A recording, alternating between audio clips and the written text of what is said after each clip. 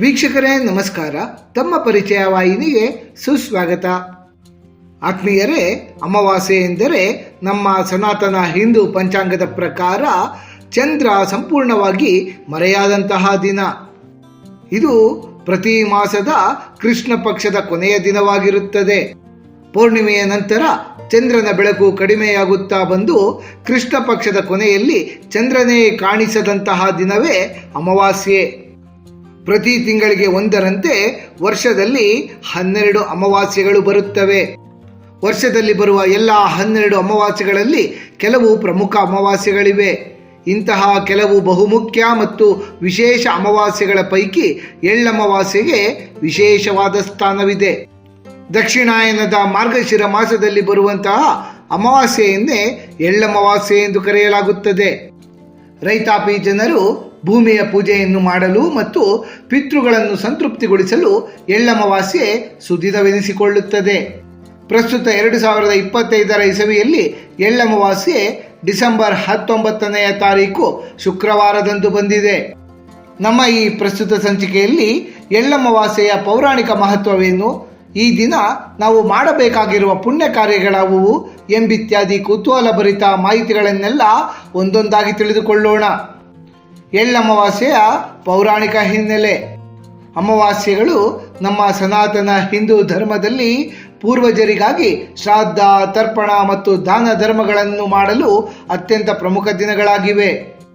ದ್ವಾಪರಾಯುಗದಲ್ಲಿ ಪಂಚಪಾಂಡವರು ಇದೇ ಮಾರ್ಗಶಿರ ಅಮಾವಾಸ್ಯೆಯ ದಿನ ಕುರುಕ್ಷೇತ್ರ ಕದನದಲ್ಲಿ ಮಡಿದಂತಹ ತಮ್ಮ ಬಂಧು ಮಿತ್ರರ ಆತ್ಮಕ್ಕೆ ಶಾಂತಿ ದೊರೆಯಲೆಂದು ಎಳ್ಳಿನ ತರ್ಪಣವನ್ನು ನೀಡಿದ್ದರಂತೆ. ಹಾಗಾಗಿ ಈ ದಿನವನ್ನು ಎಳ್ಳಮಾವಾಸ್ಯೆ ಎಂದು ಆಚರಿಸಲಾಗುತ್ತದೆ. ಎಳ್ಳಮಾವಾಸ್ಯೆಯ ಹಿಂದೆ ಮತ್ತೊಂದು ಪೌರಾಣಿಕ ಐತಿಹ್ಯವಿದೆ. ಜಮದಗ್ನಿ ಮಹರ್ಷಿಗಳ ಪತ್ನಿಯಾದ ರೇಣುಕಾದೇವಿ ಪ್ರತಿನಿತ್ಯವೂ ನದಿಗೆ ತೆರಳಿ ತಮ್ಮ ತಪೋಬಲದಿಂದ ಕೇವಲ ಮರಳಿನಿಂದ ಮಡಿಕೆಯನ್ನು ತಯಾರಿಸಿ ತಮ್ಮ ಪತಿ ಜಮದಗ್ನಿಯವರ ಯಜ್ಞ ಯಾಗಾದಿಗಳಿಗಾಗಿ ನೀರನ್ನು ತರುತ್ತಲಿರುತ್ತಾರೆ. ಒಂದು ದಿನ ಆಕೆ ನದಿಗೆ ನೀರನ್ನು ತರಲು ತೆರಳಿರುವಾಗ ಗಂಧರ್ವರು ನದಿಯಲ್ಲಿ ಪ್ರೇಮ ಸಲ್ಲಾಪವನ್ನು ಮಾಡುತ್ತಿದ್ದುದನ್ನು ಕಂಡು ಆಕೆ ಅರೆಕ್ಷಣ ಮೈಮರೆತು ಬಿಡುತ್ತಾಳೆ. ಇದರಿಂದ ಆಕೆಯ ತಪಶಕ್ತಿ ಕಡಿಮೆಯಾಗಿ ಆ ದಿನ ಮರಳಿನಿಂದ ಮಡಿಕೆ ಮಾಡಲು ಆಕೆ ಅಸಮರ್ಥಳಾಗುತ್ತಾಳೆ. ಈ ಘಟನಾವಳಿಗಳನ್ನೆಲ್ಲ ತಮ್ಮ ದಿವ್ಯ ದೃಷ್ಟಿಯಿಂದ ಅರಿತುಕೊಂಡಂತಹ ಪತಿದೇವರಾದ ಜಮದಗ್ನಿ ಮಹರ್ಷಿಗಳು ಕ್ರೋಧಿತಗೊಳ್ಳುತ್ತಾರೆ. ರೇಣುಕಾದೇವಿಯ ರುಂಡವನ್ನು ಕಡೆಯುವಂತೆ ತಮ್ಮ 4 ಗಂಡು ಮಕ್ಕಳಿಗೆ ಅವರು ಆದೇಶವನ್ನು ನೀಡುತ್ತಾರೆ. ಇದಕ್ಕೆ ಮಕ್ಕಳು ಒಪ್ಪದಿದ್ದಾಗ ಅವರನ್ನು ಭಸ್ಮ ಮಾಡುತ್ತಾರೆ. ಕೊನೆಗೆ ತಮ್ಮ ಕೊನೆಯ ಪುತ್ರನಾದ ಪರಶುರಾಮರನ್ನೇ ಕರೆದು ತಾಯಿ ರೇಣುಕಾದೇವಿಯ ಶಿರವನ್ನು ಕತ್ತರಿಸುವಂತೆ ಆಜ್ಞಾಪಿಸುತ್ತಾರೆ.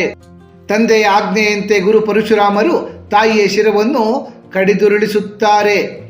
ಗುರು ಪರಶುರಾಮರ ಪಿತೃಭಕ್ತಿಗೆ ಮೆಚ್ಚಿದ ಜಮದಗ್ನಿ ಮಹರ್ಷಿಗಳು ಬೇಕಾದ ವರವನ್ನು ಕೇಳು ಎಂದಾಗ ಗುರು ಪರಶುರಾಮರು ತಮ್ಮ ಮಾತೆಯನ್ನು ಮತ್ತು ಅಣ್ಣಂದಿರನ್ನು ಮರಳಿ ಬದುಕಿಸುವಂತೆ ವರವನ್ನು ಕೇಳುತ್ತಾರೆ. ಗುರು ಪರಶುರಾಮರ ಮಾತಿನಂತೆ ಅವರ ತಾಯಿ ರೇಣುಕಾದೇವಿ ಮತ್ತು ಸಹೋದರರು ಬದುಕಿ ಬರುತ್ತಾರೆ. ಆದರೂ ಸಹ ಗುರು ಪರಶುರಾಮರ ಕೊಡಲಿಗೆ ಅಂಟಿಕೊಂಡಿದ್ದಂತಹ ರಕ್ತದ ಕಲೆ ಹಾಗೆಯೇ ಉಳಿಯುತ್ತದೆ. ಆ ಕೊಡಲಿಗೆ ತಾಕಿದ ರಕ್ತದ ಕಲೆಯನ್ನು ಅಳಿಸಿ ಹಾಕಲು ಗುರು ಪರಶುರಾಮರು ಹಲವಾರು ಪುಣ್ಯ ನದಿಗಳಲ್ಲಿ ಸ್ನಾನವನ್ನು ಮಾಡಿ ಕೊಡಲಿಯನ್ನು ಶುಚಿಗೊಳಿಸಲು ಪ್ರಯತ್ನ ಪಡುತ್ತಾರೆ. ಆದರೂ ಸಹ ಆ ಕೊಡಲಿಯ ರಕ್ತದ ಕಲೆಯನ್ನು ಅಳಿಸುವಲ್ಲಿ ಅವರು ಯಶಸ್ವಿಯಾಗುವುದಿಲ್ಲ. ಕೊನೆಯದಾಗಿ ಗುರು ಪರಶುರಾಮರು ಮಾರ್ಗಶಿರ ಅಮಾವಾಸ್ಯೆ ಎಂದು ತೀರ್ಥಹಳ್ಳಿಗೆ ಆಗಮಿಸಿ ಅಲ್ಲಿನ ತುಂಗಾ ನದಿಯಲ್ಲಿ ಕೊಡಲಿಯನ್ನು ತೊಳೆಯುತ್ತಾರೆ. ಆಗ ಕೊಡಲಿಗೆ ಅಂಟಿಕೊಂಡಿದ್ದಂತಹ ಎಳ್ಳಿನಷ್ಟಿದ್ದ ರಕ್ತದ ಕಲೆಯು ತುಂಗೆಯ ನೀರಿನಲ್ಲಿ ತೊಳೆದು ಹೋಗುತ್ತದೆ. ಇದರಿಂದ ಗುರು ಪರಶುರಾಮರು ತಮಗಂಟಿದ್ದಂತಹ ಮಾತೃಹತ್ಯಾ ದೋಷದಿಂದ ಮುಕ್ತರಾಗುತ್ತಾರೆ. ಗುರು ಪರಶುರಾಮರು ಕೊಡಲಿಯನ್ನು ತೊಳೆದು ಕೊಡಲಿಗೆ ಅಂಟಿಕೊಂಡಿದ್ದ ಎಳ್ಳಿನಷ್ಟು ರಕ್ತವನ್ನು ಹೋಗಲಾಡಿಸಿಕೊಂಡ ದಿನ ಮಾರ್ಗಶಿರ ಅಮಾವಾಸ್ಯೆಯಾದ ಕಾರಣ ಎಳ್ಳಮಾವಾಸ್ಯೆ ಎಂದು ಕರೆಯಲ್ಪಡುತ್ತದೆ. ತದನಂತರ ಪರಶುರಾಮರು ತೀರ್ಥಹಳ್ಳಿಯ ತುಂಗಾ ನದಿಯ ಸಮೀಪವೇ ಶಿವಲಿಂಗವೊಂದನ್ನು ಪ್ರತಿಷ್ಠಾಪಿಸುತ್ತಾರೆ. ಗುರು ಪರಶುರಾಮರು ಪ್ರತಿಷ್ಠಾಪನೆ ಮಾಡಿದ ಶಿವಲಿಂಗವೇ ತೀರ್ಥಹಳ್ಳಿಯ ರಾಮೇಶ್ವರ. ತುಂಗೆ ನೀರಿನಲ್ಲಿ ಗುರು ಪರಶುರಾಮರ ಕೊಡಲಿಗೆ ಅಂಟಿದ್ದಂತಹ ರಕ್ತದ ಕಲೆ ತೊಳೆದು ಹೋದ್ದರಿಂದ ತುಂಗೆ ನೀರು ತೀರ್ಥಗಳ ರಾಜ ಎನಿಸಿಕೊಳ್ಳುತ್ತದೆ. ಎಳ್ಳಮಾವಾಸ್ಯೆಯ ದಿನ ತೀರ್ಥಹಳ್ಳಿಯ ರಾಮೇಶ್ವರ ದೇಗುಲದಲ್ಲಿ ಜಾತ್ರಾ ಮಹೋತ್ಸವ ಮತ್ತು ರಥೋತ್ಸವಗಳು ನಡೆಯುತ್ತವೆ. ಎಳ್ಳಮಾವಾಸ್ಯೆಯ ದಿನ ಸಾವಿರಾರು ಸಂಖ್ಯೆಯಲ್ಲಿ ಭಕ್ತಾದಿಗಳು ತೀರ್ಥಹಳ್ಳಿಗೆ ಆಗಮಿಸಿ ತುಂಗೆಯಲ್ಲಿ ಮಿಂದು ರಾಮೇಶ್ವರರ ದರ್ಶನವನ್ನು ಪಡೆದು ಪುನೀತರಾಗುತ್ತಾರೆ. ಎಳ್ಳಮಾವಾಸ್ಯೆಯ ದಿನ ಮಾಡಬಹುದಾದ ಪುಣ್ಯ ಕಾರ್ಯಗಳು: ತೀರ್ಥ ಸ್ನಾನ. ಕರಾವಳಿ ಹಾಗೂ ಮಲೆನಾಡು ಭಾಗಗಳಲ್ಲಿ ಎಳ್ಳಮಾವಾಸ್ಯೆಯ ದಿನ ತೀರ್ಥ ಸ್ನಾನಕ್ಕೆ ವಿಶೇಷವಾದ ಆದ್ಯತೆಯನ್ನು ನೀಡಲಾಗುತ್ತದೆ. ಎಳ್ಳಮಾವಾಸ್ಯೆ ದಕ್ಷಿಣಾಯನದ ಕೊನೆಯಲ್ಲಿ ಬರುವುದರಿಂದ ಈ ದಿನ ತೀರ್ಥ ಸ್ನಾನವನ್ನು ಮಾಡಿದರೆ ಪುಣ್ಯ ಪ್ರಾಪ್ತಿ ಎಂದು ಭಕ್ತಾದಿಗಳು ನಂಬುತ್ತಾರೆ. ಅದರಲ್ಲಿಯೂ ಈ ದಿನ ಪುಣ್ಯಕ್ಷೇತ್ರಗಳಲ್ಲಿರುವಂತಹ ಪುಷ್ಕರಣಿ, ಸಮುದ್ರ, ನದಿ ತೀರಗಳು ಹಾಗೂ ನೈಸರ್ಗಿಕ ಜಲಧಾರೆಗಳಲ್ಲಿ ಪವಿತ್ರ ತೀರ್ಥ ಸ್ನಾನವನ್ನು ಮಾಡುವುದರಿಂದ ಭಕ್ತಾದಿಗಳ ಎಲ್ಲ ರೀತಿಯ ಪಾಪಗಳು ಕಳೆದು ಅವರು ಅನುಭವಿಸುತ್ತಿರುವ ರೋಗಗಳು, ಅಶಾಂತಿ, ಇತರ ಸಂಕಷ್ಟಗಳೆಲ್ಲ ದೂರಾಗಿ ನೆಮ್ಮದಿಯ ಜೀವನ ಪ್ರಾಪ್ತವಾಗುತ್ತದೆ.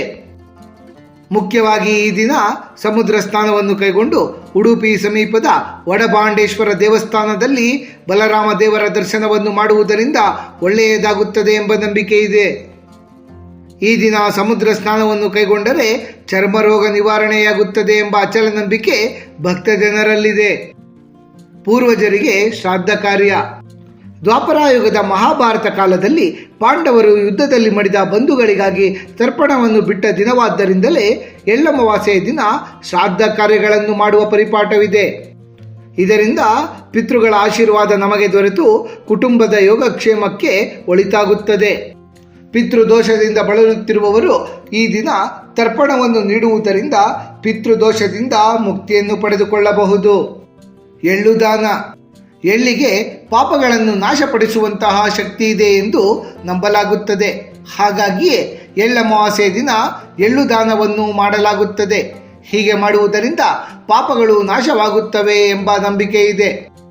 ಈ ದಿನ ಎಳ್ಳು ಪದಾರ್ಥಗಳನ್ನು ದಾನ ಮಾಡುವುದರಿಂದ ಶನಿದೇವರ ಕೃಪಾನುಗ್ರಹವೂ ಸಹ ದೊರೆಯುತ್ತದೆ.